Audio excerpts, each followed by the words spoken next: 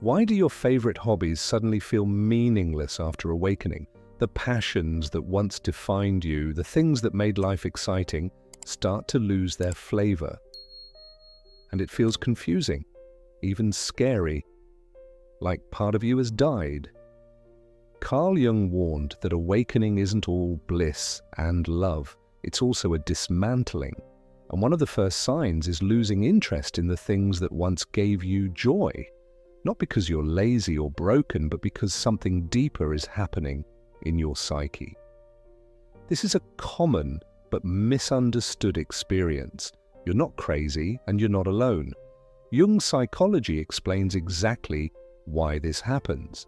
And by the end of this video, you'll not only understand why your old hobbies feel meaningless, you'll see how this emptiness is actually a sign of growth.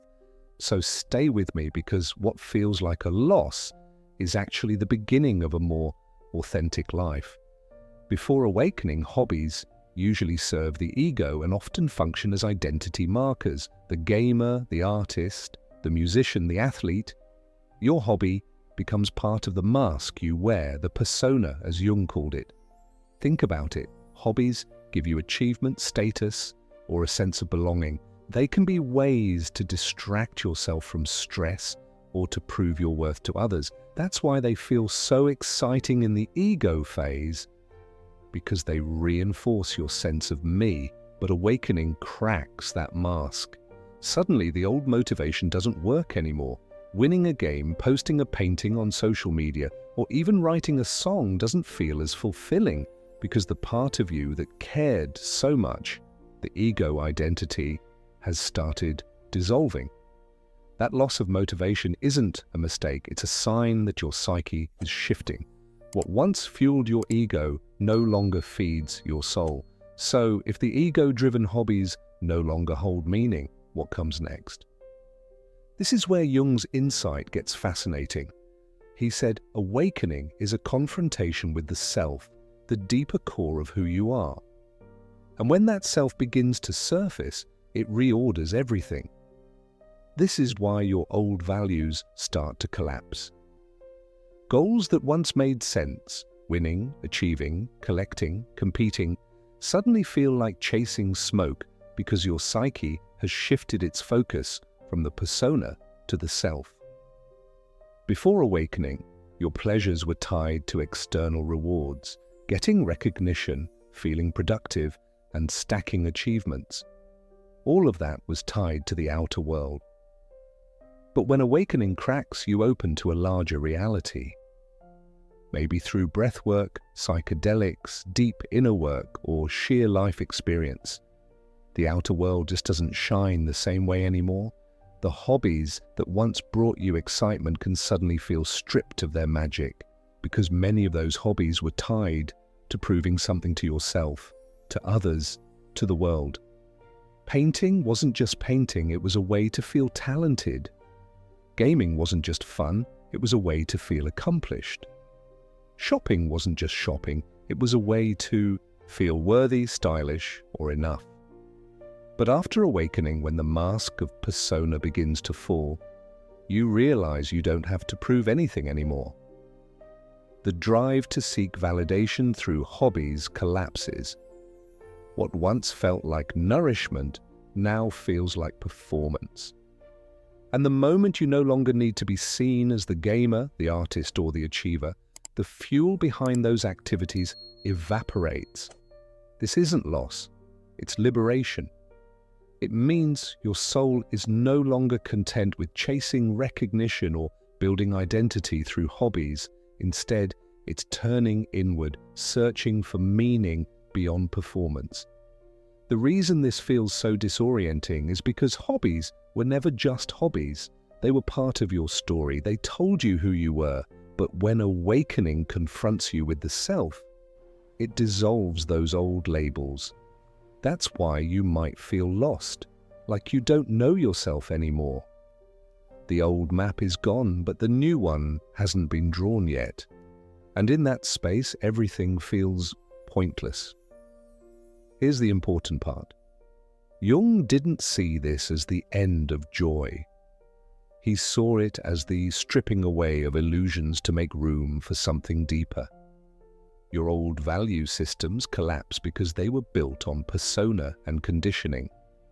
What comes next, though it takes time, are soul-aligned passions, activities not born from ego, but from authenticity.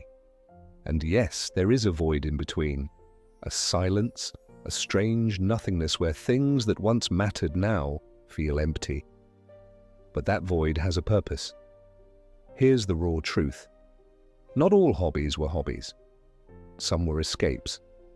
Maybe you painted to avoid loneliness. Maybe you gamed to silence anxiety. Maybe you were singing because you felt unseen and unnoticed.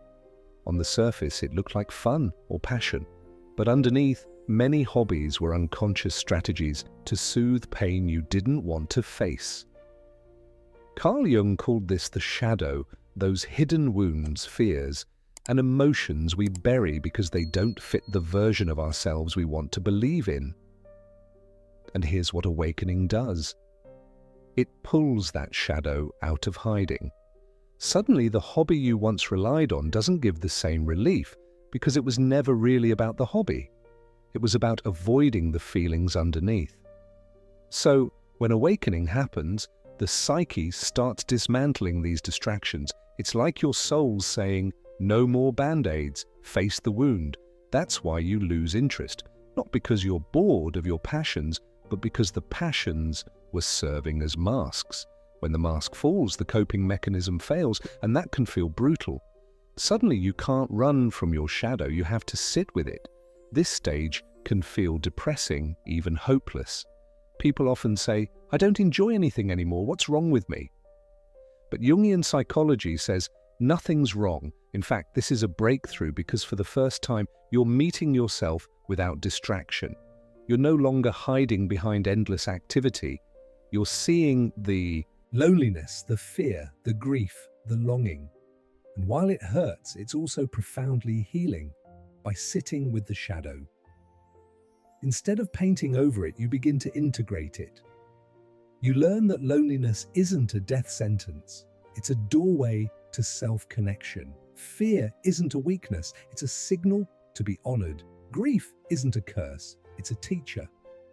Losing your old escapes feels like losing part of yourself, but really, it's losing the veil. And here's where it gets even deeper.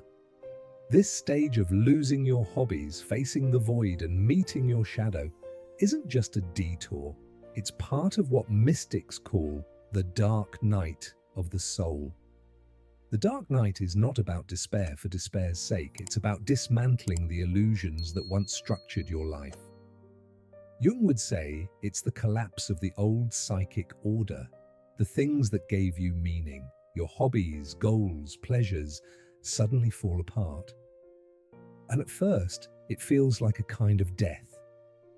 You wake up one morning and the spark is gone. Music feels like noise. Painting feels forced. Gaming feels like repetition. Shopping feels pointless. Even life itself seems stripped of color. But here's the secret. This death of meaning isn't an ending at all. It's a sacred transition. When the old self dissolves, the psyche enters a final space, caught between who you were and who you're becoming. The hobbies belonged to the old you. They were tied to the persona, the mask. And when that mask falls, they no longer fit. That's why everything feels dead. It's not because life has no meaning. It's because the old meaning system has collapsed. You can't force yourself back into it. You can't reattach the mask. Jung compared this to alchemy. The psyche must undergo a nigredo, a blackening, a dissolving before anything new can be born. The dark night is the psychological nigredo, the burning away of what no longer serves so that new gold can emerge. As painful as it feels, this void has a function. It strips away false motivations. It forces you to sit with silence, with emptiness, with nothing to prove and nothing to hide behind. It teaches you that you are not your hobbies. You are not your achievements. You are not the roles you've played. When everything external loses meaning, you are invited to touch something deeper, the ground of being itself, the self, as Jung would call it. Not the ego self that needs validation, but the deeper self that simply is. And from that ground, new forms of meaning eventually sprout. But this time, they're not ego-driven, they're soul-driven. Jung called this process individuation, becoming your true self, whole and undivided. Losing your old hobbies is not the end of creativity. It's the clearing of the field so that authentic creativity can grow. Maybe painting comes back not as a way to prove your talent, but as meditation. Maybe music returns not to show off, but to express your soul. Maybe new passions appear. Gardening, writing, walking in nature, that you never expected. These aren't hobbies in the old sense. They're not escapes, they're expressions of your being. When individuation begins, your joy shifts from doing to achieve into doing to be. The activity itself becomes nourishment, not a mask. So, what would Jung suggest? If you're here, stuck in the void, grieving your lost passions, be patient with the void. Don't force old hobbies back into your life. Allow the emptiness. It's part of the process. Experiment with new expressions. Try journaling, walking in nature, silence, or forms of art you've never explored. Let the self guide you. Observe your shadow. Ask yourself, was this hobby feeding my soul or feeding my persona? That question alone can reframe everything.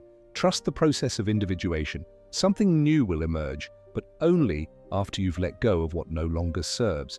If you're moving through this stage right now, remember, you're not alone.